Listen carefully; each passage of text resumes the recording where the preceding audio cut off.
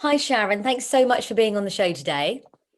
Hi, thank you so much for having me. Oh, no, it's my pleasure. So, I want to jump straight in and obviously talk to you about Love Island because you were on the most recent series, and I want to know little bit about your experience from it. It's still really surreal so many months on, like to think that I was still on the most recent series of Love Island, to even think that I even got close to getting on it or being on it is ridiculous. In terms of my experience, I feel like I agree with every other Islander that's left the villa when they say it's kind of like that once in a lifetime and something they'll never forget. Um, because there's very few people that will exactly understand the experience that you've been through. Um, it's definitely had its ups and downs. Not everything is positive being in the villa, but I definitely think it's going to be one of those experiences that I'll carry around with me forever. Yeah, definitely. And like, can you share anything about that? Like, what was positive and then what was negative? Yeah, for me, I think positives is that, while I was in there, I didn't really have any beef or drama or anything like that with anyone. Like there wasn't anyone that I hated or didn't get on with. So I felt really fortunate enough to, that I didn't feel like I was in a massively uncomfortable situation, that it kind of felt like a big happy family home. Um, another positive is that, I got new friends. I kind of like another family out of it. And kind of just a bit, I think of after the year we've had, obviously with the pandemic, a kind of a bit of a time away from normal life.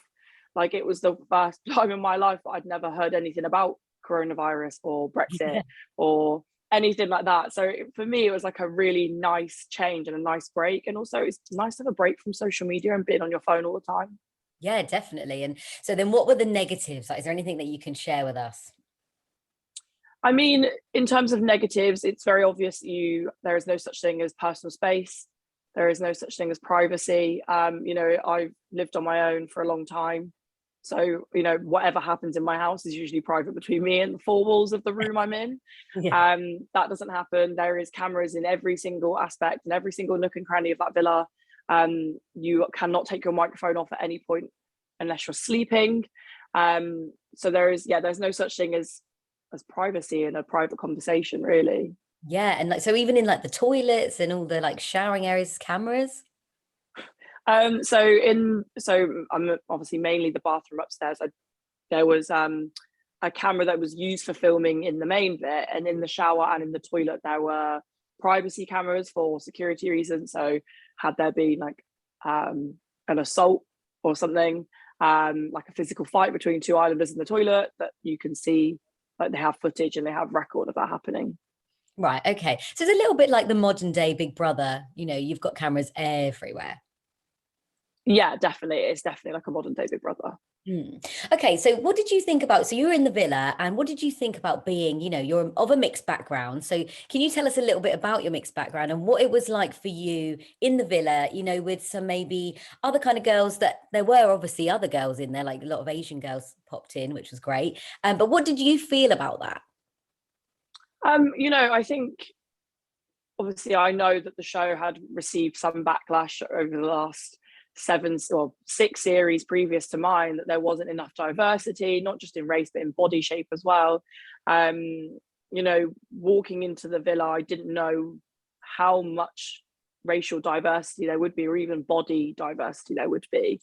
So I think, it's really nerve-wracking to know that you're going to be different, but whether that different is going to mean that somebody's going to like you or dislike you, that's quite scary. I mean, so my mother's Indonesian and my dad is Polish and English, so I have a very diverse background. I've got very diverse features.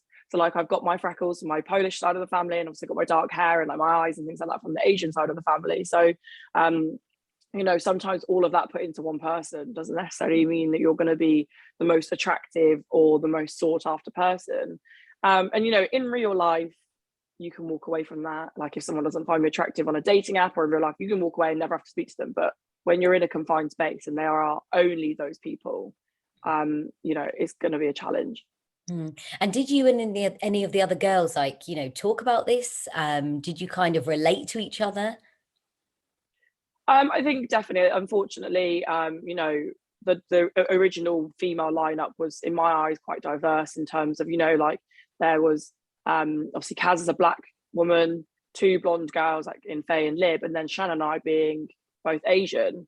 Unfortunately, you know, it ended up the first 48 hours ended up working out as it did. So then I was the only Asian girl in the villa for quite some time.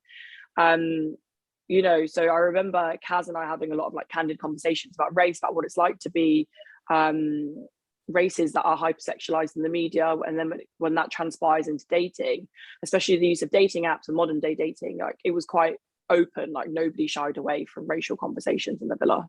Yeah, well, that's good. And I mean, did you find it like tough, like being in there, just, you know, point blank? Was it really tough to be in there? I definitely, you know, it's no mean feat. I would say that being in Love Island, or even the process of getting into Love Island, is definitely one of the hardest things I've ever done. You know, and I always say that I've done a lot of things that are very challenging, especially to normal people. But yeah, would definitely say it's the toughest experience I've ever had. Okay. So before we move away from Love Island and talk about you, you know, what did you learn from the show? Well, leaving the show, I learned that, you know, I don't need validation from somebody else. I don't need somebody to find me attractive to know who I am as a person, to know what I believe in and what I stand for, and that, you know, the confidence from me comes from myself. You know, obviously having been in there and seeing lots of different things and experiencing lots of different things, it gives you kind of like flashbacks of things that have happened in your life previously, and being able to walk away from that being more confident in myself than I went in, that was the biggest lesson for me. Oh, well, there you go. That's a great silver lining to have from the show. And let's talk about Sharon outside of, you know, TV, Love Island. So before you used to work in the civil service, is that right? Yeah, that's correct. Okay, so that's like, you know, some hard going jobs there, you know, brains and beauty. So tell us a little bit about that.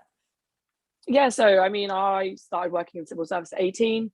I was an apprentice, which is crazy when you think about it. Like, I come from such a small town to all of a sudden being in Westminster, where you literally, it's something you see on TV all the time. You never think about being in it. And yeah, I think, you know, I started off as kind of a PA, really junior position. No like real life world experience. I mean, I'd worked in my local convenience store, and did some management stuff there, but so moving from that into this is huge. And I think, you know, I ended up like, I think that's what made me the person I am, like being quite ballsy. I've had to learn to stand up for myself in a way that I can articulate it so that I don't come across as aggressive, and, you know, kind of make space for me and people like me in the civil service. It's you know, coming from such a junior position to all of a sudden like running teams, and managing people was massive, and working on policy, you know, like I did Brexit policy, I did a bit on COVID, and then I also, you know, recently did a bit of work on COP26. So yeah, to know that I've had some impact on how these massive world things is just incredible. Yeah, that is incredible. I don't think a lot of people maybe know that you have that kind of influence in this kind of area. So I think, you know, it's great to hear about it. And obviously, I've met you through pageants, so we've got to talk about that as well. So obviously, you were Miss International, you know, wonderful crown, great title. You were amazing on stage, and you went to Japan, didn't you? Yeah, I spent 6 weeks in Japan during my reign in total. God, that's amazing. That's so long. I know, and I think about it at the time, it didn't feel like it was a long time, but now in hindsight, I'm like, wow, that was ages, considering I'd never been to the country before. Yeah, that's insane. And like, so obviously you've done pageants, you've obviously gone into Love Island, you're now a TV star. So would you ever go back to pageants? You know, obviously I went to Miss Teen Great Britain not that long ago, and that was a question that kept coming up to me. So like, you know, obviously I'd attempted for the Miss Universe Great Britain crown in December last year. So whether I was going to contend for the 2022 title is has been raised, but nothing's been majorly decided yet. Oh, okay. Well, that's not a no then, which I like. Oh, we would love to see you back in pageant land, obviously. And it was great to see you, obviously, at Teen Great Britain as well. So, Sharon, you're a self-proclaimed feminist. Can I say that? Yeah, you definitely can say that. Okay, so talk us a little bit through that. Why are you a feminist? You know, I'm a feminist because I think that, you know, it's not, this is where the word feminism can be used as a dirty word, because a lot of people assume that means you dislike men, that you believe that your gender should be superior. And actually, for me, it's about having equal rights in all aspects. You know, in certain industries, women are paid more highly than men. And in other industries, men are paid more highly than women. And I don't think that's fair and equal. Obviously, working in a male-dominated industry, I've firsthand experienced what it's like to be a woman in certain situations and around certain tables. And you know, well, obviously from my Asian heritage, I've grown up in a family where women tended to have babies really young. Like in my family, I am the oldest single non-child, like non-mother in my family. So for me to kind of be against those norms, definitely, I'd say make me a feminist. Okay, and how do you kind of advocate that, like in the day, you know, at the moment? Yeah, so I mean, I've been an ambassador for the Young Women's Trust since I was crowned Miss International UK. That was an opportunity that came to me as part of like my advocacy for the title. And then, so obviously well, when I was in the civil service, I was part of a working network group for trying to increase levels of diversity through the apprenticeship program. And I did a lot of talks and a lot of like videos that were part of the recruitment campaigns for young women. Since leaving the villa, now I've started to kind of find my way, find my feet, what kind of path I want to do. You know, I've spoken out about online trolling and what that's like for young women, how that differs for young women as it does to young men. I've done that on TikTok, which I got one TikTok that was like ridiculously blown up because I'd questioned somebody on their joke about female bodies. I've openly spoken about spiking and the recent Girls Night In campaign. And at the moment, I am in talks with my local MP and trying to get a meeting with the Home Secretary to talk about spiking legislation. I mean, that's amazing. It's so good that you can use your platform to kind of do that as well, because it's so important, and you need people in your kind of situation to kind of be able to be the voice of all these, you know, young girls. And, you know, so why is it important to you? I mean, it's obvious, but why is it important to you? I think it's important to me because when I was growing up, I didn't feel like I had somebody that I looked up to that like kind of represented me, and that I'd seen had done so many amazing things that I felt like I could follow in their footsteps. So for me, being a feminist, like kind of paving that way, that pavement for women that are like me, people that have the same heritage as me, yeah, that's why it's important. I think it's important to inspire the next generation.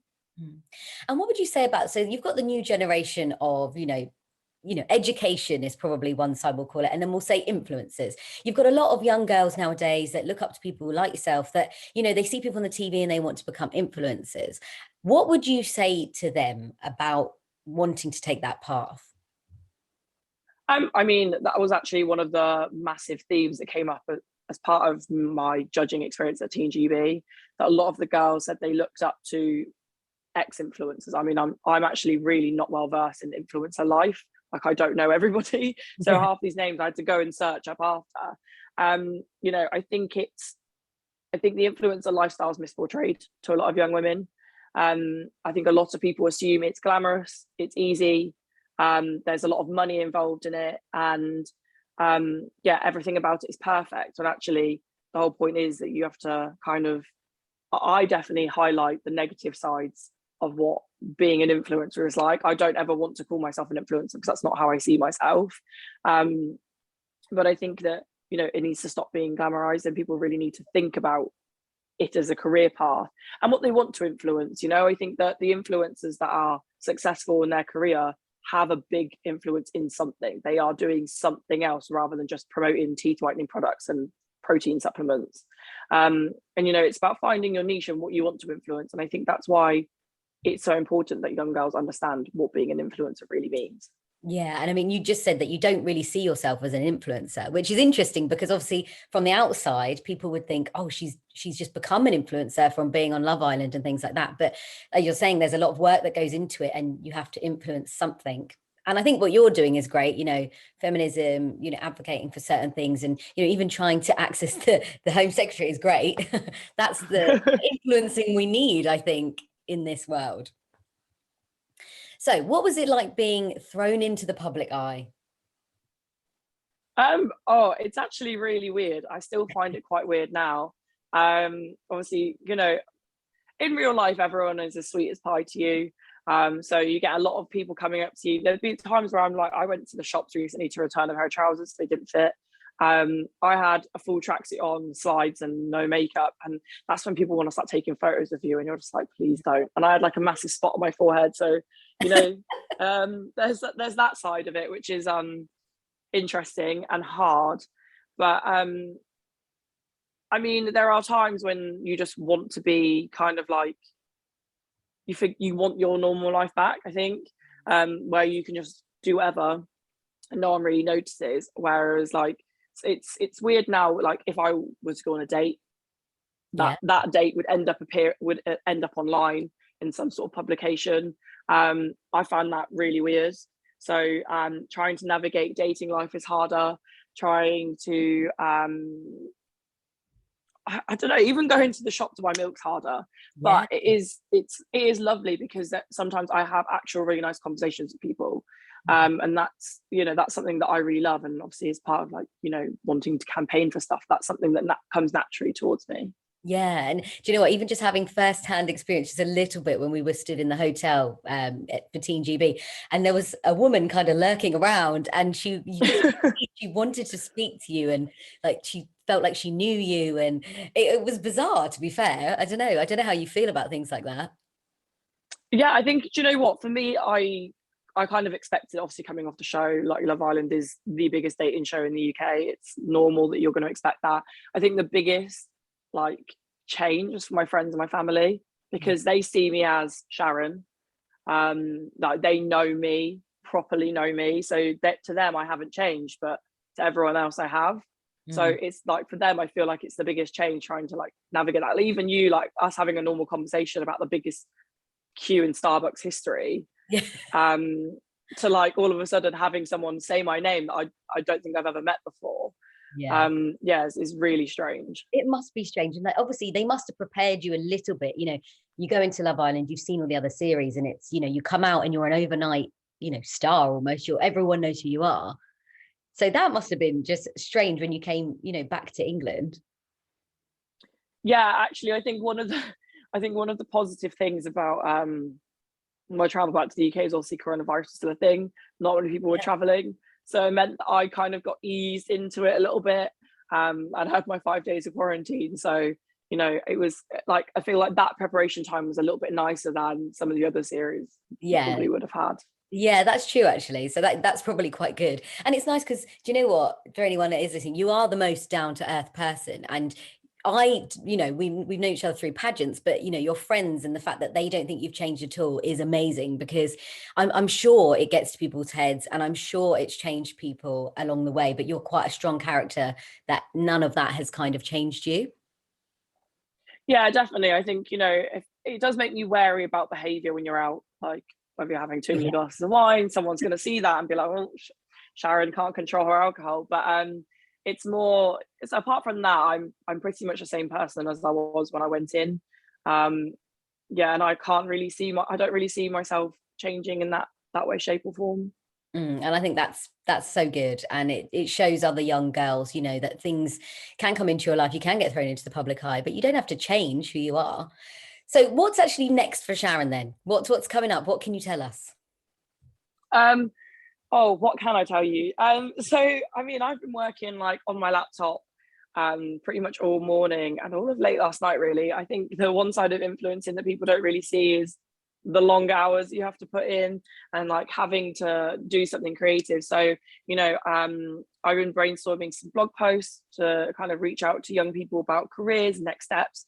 I'm really utilizing my LinkedIn connections and things like that. I have started up my YouTube channel, so there's be some things on there, and that's kind of where I want people to like follow me and like campaigning and things like that, because I do want to get more involved in legislation changes. So kind of utilizing all that social media power to bring attention to certain things. I think that's all I can tell you for now. Oh, okay, that's interesting. You know what, as a self-proclaimed feminist, but not a self-proclaimed influencer, I think you're doing amazing things, and I can't wait to see what else is coming out. Oh, thank you so much. Yeah, I'm excited to see what happens. Oh, great. Thank you so much for being on the show. Thank you so much for having me.